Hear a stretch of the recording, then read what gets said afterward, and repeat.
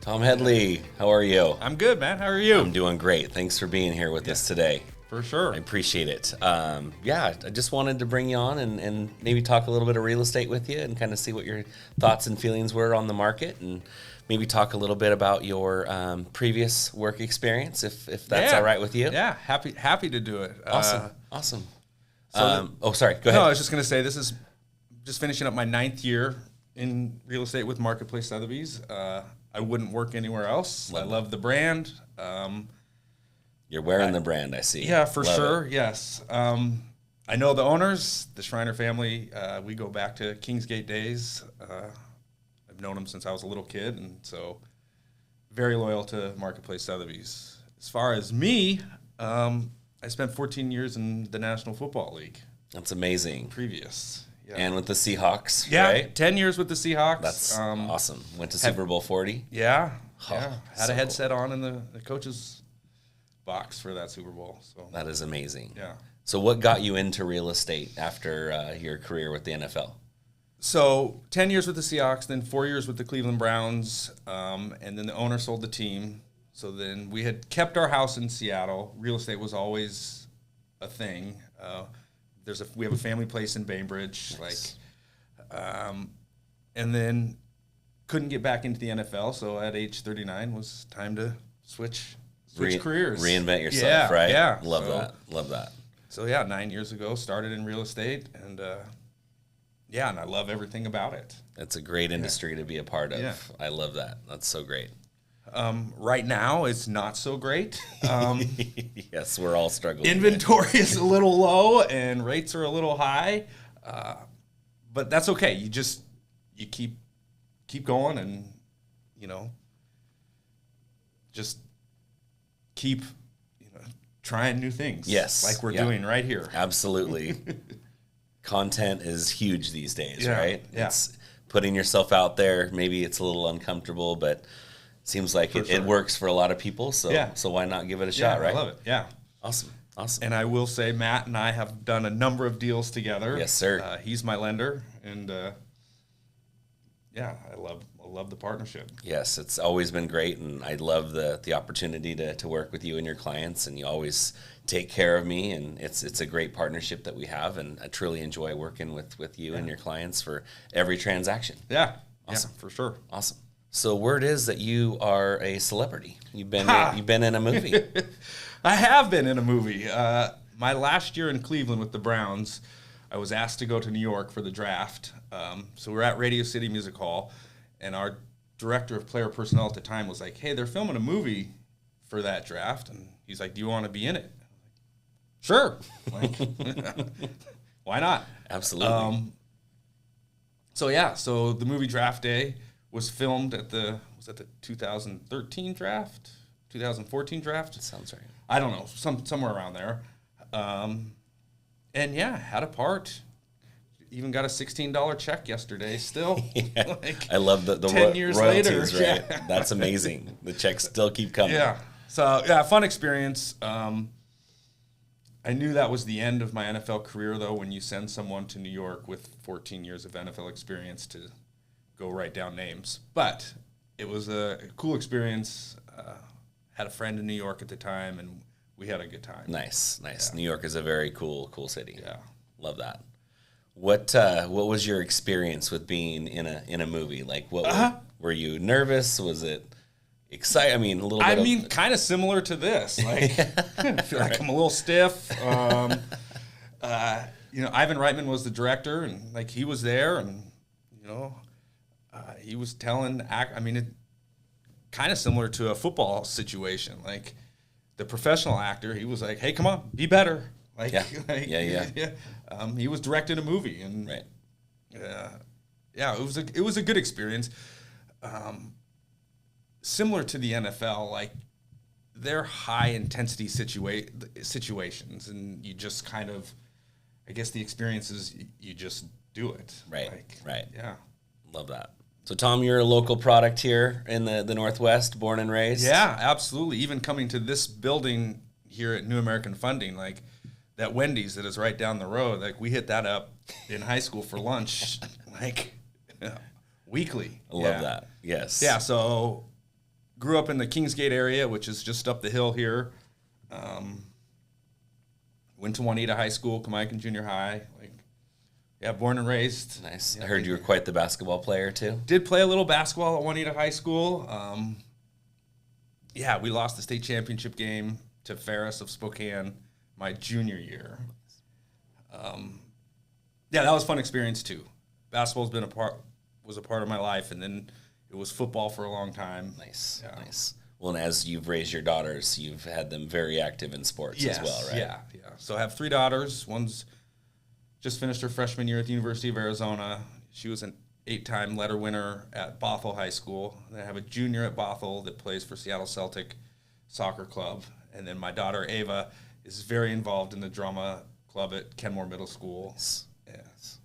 My sons go to Kenmore Middle School as Yeah, well. I know they do. Yeah. Every once in a while, I'll see you in the parking lot for pickup. Yeah, I love right. that. It's a small circle we live in. It's very small. I was talking to my brother today who coaches Matt's son on the Kenmore Cardinals. Is that, Yes. And soon to be a North Shore All-Stars. All-Star, yeah. 12U. We're excited. Baseball every single day for the next foreseeable future. That's what my brother Rob was like. We need to get our families together. He's like, but we have baseball every night. Yeah. Starting this weekend. Yeah, exactly. That's awesome. Yeah, I was a little jealous of him today. He's going to the Mariners game at 1:10 and then going to Pearl Jam tonight for a concert. I was like, that's right. They were playing a day apart. That's right, because they like, played. It's a solid day. Yeah, that sounds like a great time. Yeah. Love that. Nice. So obviously you said that you came back from Cleveland because obviously you're born and raised here and you love it. Are there any, things that you can think of that, real estate wise that, is a great place to live, a great place to buy, a great place to own? Absolutely. When we were leaving Cleveland, our friends were like, why are you leaving Cleveland to go back to Seattle? And I was like, there are jobs in Seattle. Yes. Like Microsoft is here. Yes. Amazon is here. Like Boeing is here. Like, we loved our time in Ohio, but this is home. And real estate here, while it is expensive, it is a fantastic investment. It really is.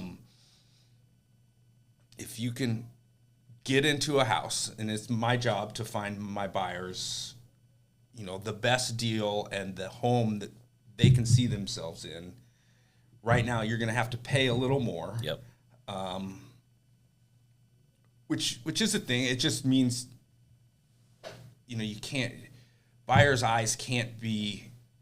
You get drawn to things that you can't afford. Right. Like it's just human way of nature. Life. Human nature. Yes. Absolutely. So it's my job to not set expectations, but set expectations of. Once they get pre-approved, this is what you can afford. And then in a competitive market, we have to look at houses that they're excited about, but are underneath their top line purchase price.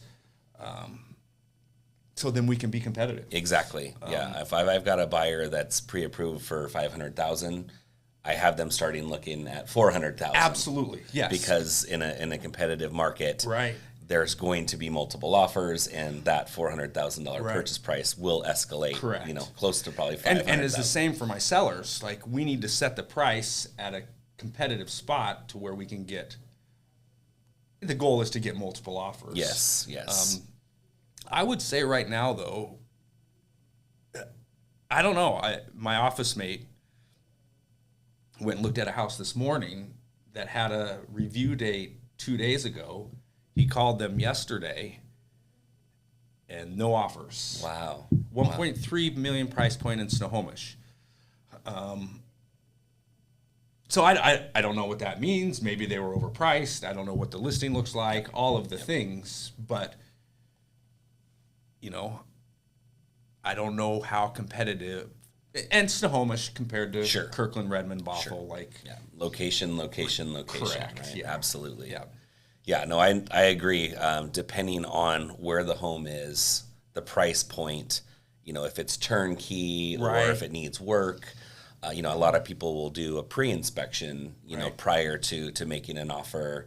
to just ensure that, the bones of the home are solid. Right. You don't want to get into a home and pay, top dollar for it to find out Right. that, now I need a new roof or there's water in the foundation, those kind of things. So when you're with your buyers, do you encourage them to get a home inspection depending on, the activity of a property? Or? Absolutely. I haven't had a buyer not get an inspection. We have waived inspections, and I've had buyers get inspections post owning the house, which is not ideal. Right. But you can't get into a house without knowing. Right. Like, you and I can walk into a house and say, well, that window's faded, or there's moss on the roof, or like, but an inspector can like Dive in deep. Yeah. Yes. Yeah. Yeah. And big ticket items, plumbing, electrical, roofs, foundation, like those have to be solid. Yeah, absolutely. You know. When listing a house, do you encourage your seller to procure an inspection prior to, prior to going on the market? Right. It's a really good question. I don't usually. I feel like as a buyer's agent, my due diligence it's my job to find out what's going on with that house. Do I appreciate when sellers have a pre-inspection? Absolutely. Right. It just makes it so we can be more competitive as far as waiving inspection. Yeah. But for my sellers, I generally, because it costs them $500, to do that. Right. And it also depends, depending on where they're at, with the price point. Because I know people think that their house is worth way more to them personally than, maybe what the market dictates. It gets back to managing expectations. Right. And it's just being real with your sellers. Yeah. Like, just having conversations. Like, you love your house. Why do you love your house? And those end up in your marketing remarks. At the moment, and you do a complete CMA, like, at the moment, I think your house is worth this much. If we price it at this point, hopefully we can get multiple offers. In the end, the market makes you right. Yep. Like, it always does. And the market is always moving. It is completely, especially in this area. Correct. More often than anywhere else, it seems like.